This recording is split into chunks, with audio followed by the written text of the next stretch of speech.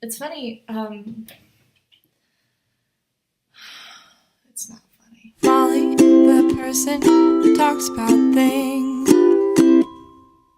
How ridiculous do I look? 1 through 10. I think people always have something to say about the visuals on a video. It's like, your hair looks brown. It's greasy. Or there's just always something to say. But just close your eyes and listen to this insight I'm going to give you. So, a couple of thoughts. For one, I have trouble articulating my thoughts in words out loud. I'm much better at writing it, and which is why usually if I'm going to tell a speech, it would be best if I had an outline or even it written out and then I just kind of like read it and glance up like I'm coming up with it.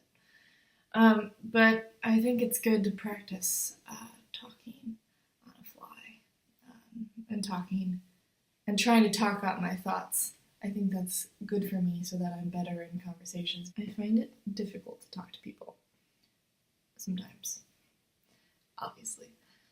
So it's funny though, I thought it was just, people you're comfortable around. I thought that I'm able to talk to people I'm comfortable around. But there are certain people who make me feel super comfortable, and I think they're wonderful, wonderful people, and I just want to be genuine and I want to show them who I am, but for some reason I feel like I can't, and I don't know what's stopping me.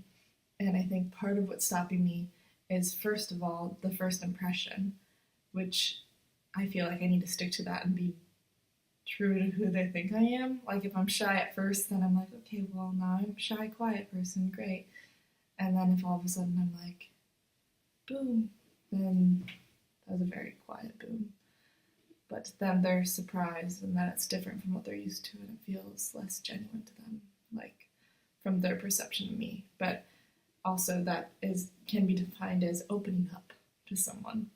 So I don't have to just out of the blue be like, ooh, I can say things too. Does that make sense? I don't like being shy sometimes. Sometimes I just want to be able to say things.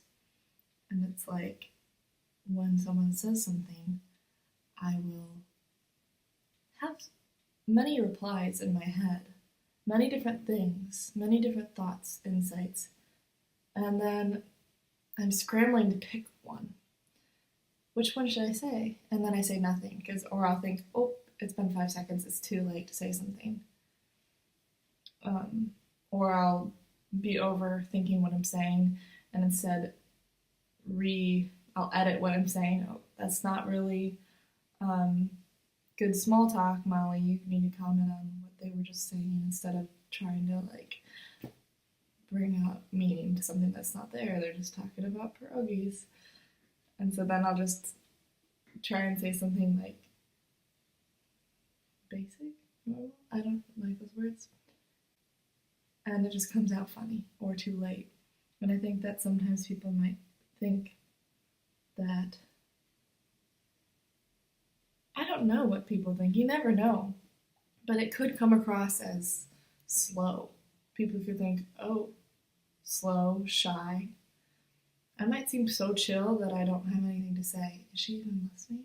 I'm listening to every word. It's just, what do I say?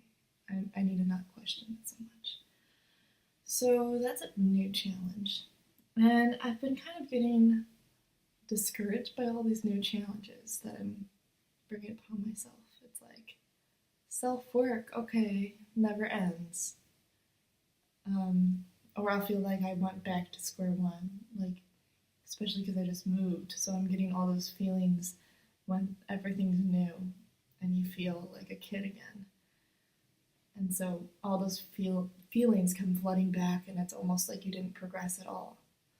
But you did. It's just those familiar feelings feel less familiar, or they feel less mature because you had them when you were less mature, maybe. But they're not immature. They're feelings within you that you'll have for the rest of your life. We're all just a bunch of kids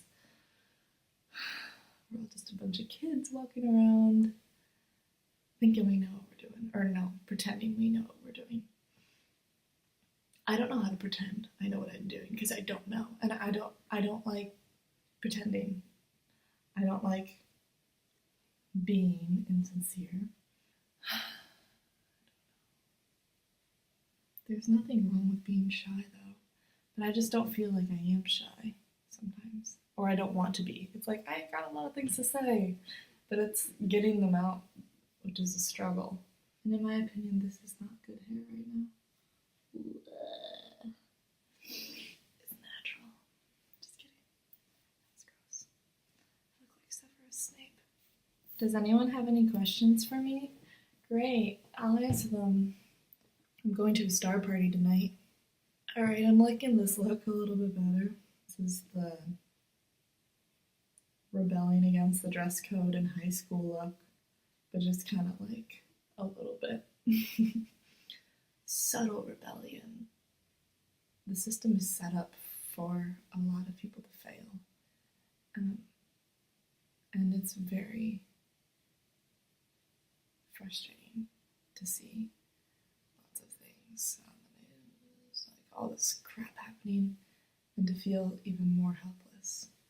You feel somewhat helpless about your situation, and then you compare it to other people's, and then you feel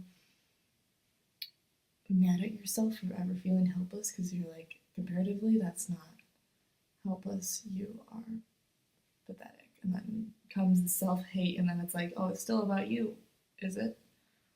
Because I thought we were caring now and empathizing. And then you go back to empathizing, but it all comes back to you because, let's be honest, we all bring everything back to us. Whether or not we like to admit it, we compare, that's where jealousy comes from. That's where conceit comes from. Lots of things come from comparing. Comparing is bad. But it also puts things in perspective. So comparing is not all that bad. Sometimes. If it puts things in perspective, puts you in your place. Okay, it's not all that bad. But then what? So what of it? It's not all that bad. Then do something. Do what? There's so much to do. So little time. And here I am just rambling. I don't know if any of this is going to make sense. That's something I need to work on. Oh, great. Another thing to add to the self-help list, Molly.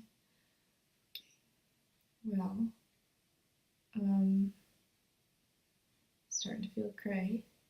I'm going to go do some yoga and sit out. I hope you have a good weekend.